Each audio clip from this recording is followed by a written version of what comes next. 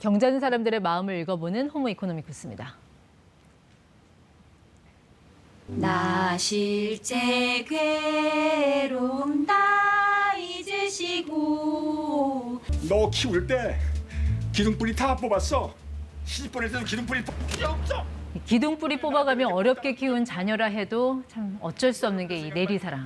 그래서 요즘은 재산을 증여할 때 자녀들과 효도 계약서라는 거를 쓴다고 합니다. 자, 어떤 내용인지 이지은 변호사와 상세히 알아보겠습니다. 네, 변호사님 어서 오십시오. 네, 안녕하십니까. 변호사님 같은 효녀는 익숙하지 않을 것 같긴 한데 효도를 계약한다. 네. 이게 대체 어떤 계약을 의미하는 걸까요? 예, 우리가 효도만 계약하는 건 없어요. 효도 계약은요, 증여를 전제로 하거든요. 네. 그러니까 부모님이 어떤 재산을 자식한테 주면서 그것에 대한 대가로, 그러니까 대가라고 하면 좀 또 그럴 수 있는데 이게 노후 자금인 경우가 많거든요. 그래서 나의 거의 유일무이한 재산을 주는 경우에 네. 그 전제로 너는 이런 것들을 나의 노후를 책임져 달라, 그런 의미에서 체결하는 것을 효도 계약이라고 하는 거죠. 세상에 모두가 다 효조이면 이런 계약이 굳이 있을 필요가 없는데 때로는 네. 불효자도 있으니 그쵸. 재산 증여받고 입 닦는 자식들. 그렇죠. 그리고 그때는 네. 내가 재산 돌려받고 싶은데 이럴 때는 어떻게 해야 되나. 여기서 나온 게 효도 계약서 같아요. 네, 맞습니다. 원래 증여는요, 이미 이행한 부분은요, 네. 내가 나중에 그 계약을 해지해도요, 반환 받을 수가 없어요. 조건을 다시 뺏을 수는 없죠. 그렇죠. 네. 내가 집을 줬어요. 만약에 뭐 조부모의 재산을 지내는 조건으로 자식한테 3억을 줬단 말이에요. 지금 실제 판례를 말씀하시는 예, 건가요? 실제 예. 사례에서 3억을 준 사건이 있었는데 자식이 결국 조부모 재산을 지내지 않았단 말이에요. 부모가 괘씸하니까 3억을 다시 돌려줘라고 네. 소송을 제기한 사건이 있었는데 어. 거기서 법원에서는 이거는 그냥 단순 증여다. 예. 그러니까 돌려주지 않아도 된다라고 판결이 났단 말이에요. 그러니까 이것이 증여의 성질이거든요. 네. 예. 그러니까는 그렇게 그러니까 효도를 이행하지 않았을 때 내 재산을 네. 돌려받기 위해서 맺는 그 효도 계약서. 그럼 그렇죠. 지금은 이제 이게 법적 효력을 갖는 네. 단계까지 온 거예요? 예, 효도 계약은 그러니까 부담이 발생하는 거예요. 부담부 증여라고 우리가 표현을 하는데 네. 2015년에 판례에서 이것의 효력을 정식으로 이제 인정을 했어요. 예를 들면 그때는 2015년의 판례 사례는요. 자식이 부모랑 같이 살면서 부모를 부양하겠다라는 게 효도의 내용이었고요. 네. 그걸 조건으로 20억에 달하는 주택을 넘겨줬단 말이에요. 자식한테.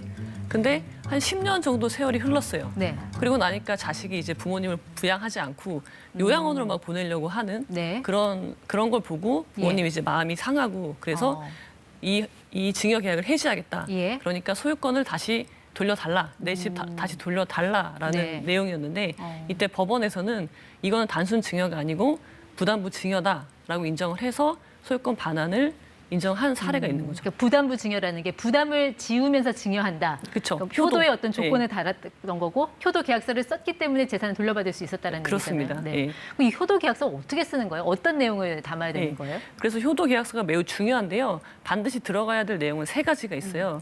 예, 첫 번째는요. 내가 증여하는 대상의 재산이 무엇인지 네. 목록을 적고 금액을 구체적으로 적는 게 좋아요. 예금, 주식, 네, 뭐 부동산. 주택, 예, 부동산이면 주소 그렇게 정확히 적고요. 그다음에 가장 중요한 거는 증여의 조건이에요.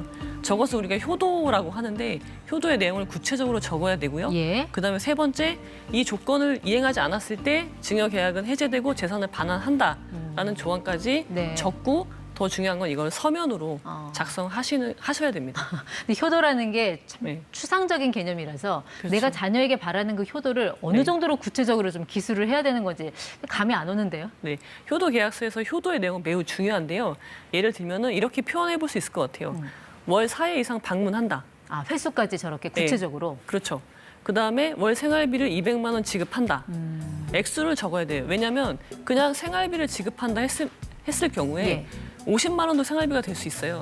그러면 이게 부담을 이행했는지 안 했는지, 효도를 했는지 안 했는지. 분쟁의 소지가 있다는 그렇죠. 거죠. 이게 예. 평가가 안 되기 때문에 정확하게 금액을 적어주시는 게 좋고요. 그다음에 증여 목적물 처분 제한. 그러니까 내가 어떤 효도를 대가로 네. 주택을 줬어요. 그러면은 이걸 처분하지 않는 제한을 걸 수도 있고요. 네. 효도 계약서 내에. 예, 예.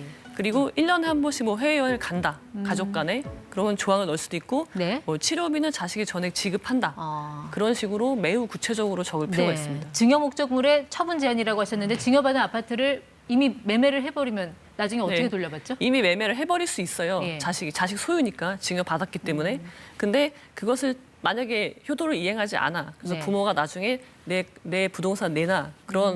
그럴 수 있잖아요. 네. 근데 이미 제3자한테 처분을 했다면 그 제3자한테까지 이 사정을 모르잖아요, 제3자는. 그러니까 소유권은 제3자한테 넘어가지만 이제 부모님은 네. 자식한테 그 부동산의 가액에 상당하는 만큼의 액수를 반환해 예. 달라라고 청구할 수 있겠죠. 그럼 만약에 자녀가 이런 조건들을 이행하지 않았다라고 네. 하면은 재산을 다시 증여한 재산을 다시 돌려받을 네. 수 있다. 네, 효도 네. 계약서를 근거로 이제 반환을 청구할 수 있게 되는 거죠. 근데 저거를 이행하지 않았다라는 거는 그럼 부모가 입증을 해야 되는 겁니까?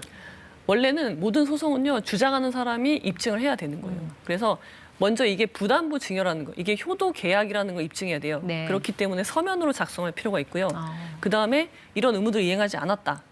예, 이런 생활비를 지급하지 않았다.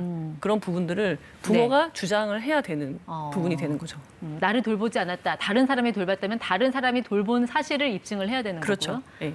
만약 요양원에 보내려고 시도를 했다거나 예. 그런 것들은 내가 증거를 가지고 부모님이 재판에 증거로 내야 되는 겁니다. 이거 잘못 쓰면 서로 감정만 상하고 네. 안 쓰는 것만 못한 결과를 초래할 수도 있을 것 같은데 변호사님 보시기엔 이 네. 효도계약서를 쓰는 게 꼭 필요하고 유의미하다고 보세요? 제가 이제 여러 가지 사건을 하다 보면요. 우리가 부모 자식 간에 이런 계약서를 쓰고 특히 효도 계약이라는 게 굉장히 씁쓸하게 느껴질 수 있는데 네. 실제 소송이 굉장히 많이 발생하고 있거든요. 부모 자식 간에. 그렇기 때문에 이건 최소한의 안전장치가 될 수 있는 거죠. 그럼 이 계약서는 네. 서면으로 작성한 후에 뭐 공증 같은 거 받아야 됩니까? 따로 공증을 받을 필요는 없고요. 이제 두 부를 작성해서 각각 보관하고 있으면 되고요. 예, 따로 공증을 받을 필요는 없지만 받으면 더 좋을 수 있죠. 근데 사실 이 효도라는 게 자녀나 부모 입장에서 서로 생각하는 그 부양의 어떤 정도가 다를 수가 있다는 그렇죠. 거죠. 예, 너무 다르죠. 부모가 무리하게 효도를 요구했을 때 네. 자녀가 반발할 수도 있을 것 같고 네네. 이럴 때 분쟁은 어떻게 좀 조율을 이게 그러니까 이거 부담부 증여 계약이에요. 그러니까 내가 자식이 증여 받지만 자식도 이거를 승낙을 해야 되거든요.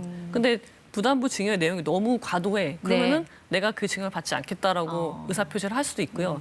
그리고 내가 주는 증여를 전제로 하는 거기 때문에 증여한 재산의 가액을 넘어서 그런 부담을 지을 수는 없습니다. 네, 이제 자녀가 이제 조건을 이행을 안 해서 네. 증여 재산을 반환받았다. 네. 어쨌든 증여가 발생하면 증여세 이슈가 있잖아요. 그렇죠. 자, 이럴 때 증여세 문제는 어떻게 되는 겁니까? 이게 증여세의 그 신고 기간이 있잖아요. 3개월. 그 안에 만약에 해지가 되고 원상 복구가 된다면 증여세가 발생하지 않을 수 있지만 보통은 3개월이 지나고 나서 그렇겠죠. 문제가 생기거든요. 그렇기 때문에 이미 발생한 증여세는 없어지지는 않습니다. 그리고 만약 반환을 하게 되면 예. 부모가 다시 재증여를 받은 것으로 보게 될 수가 그렇죠. 있어서 자녀한테 증여받은 거. 그렇죠. 예. 그러면 다시 또 증여세를 납부하게 될 가능성이 높습니다. 알겠습니다. 이 증여의 앞단과 뒷단을 잘 매듭지어서 이 네. 효도 계약서가 행복 계약서로 될 수 있는 그런 네. 지혜를 좀 발휘를 해야 될 것 같네요. 네, 맞습니다. 지금까지 이지훈 변호사 함께했습니다. 고맙습니다. 맞습니다.